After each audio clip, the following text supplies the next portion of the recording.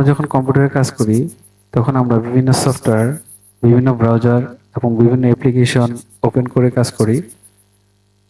যখন আমাদের ডেস্কটপে আসার প্রয়োজন হয় তখন আমরা আমাদের অ্যাপ্লিকেশনগুলোকে এক এক করে মিনিমাইজ করতে হয়, নয়তো ক্লোজ করতে হয়। তাহলেই কেবল আমরা ডেস্কটপে যেতে পারি। তাহলে আমরা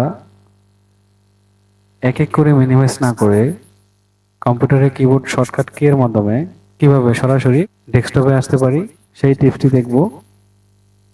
আমরা যদি কম্পিউটারের কিবোর্ড থেকে উইন্ডোজ ডি বাটন একসাথে প্রেস করি, দেখুন আমাদের সমস্ত ডকুমেন্ট, সমস্ত সফটওয়্যার, সমস্ত অ্যাপ্লিকেশন মিনিমাইজ হয়ে গেছে।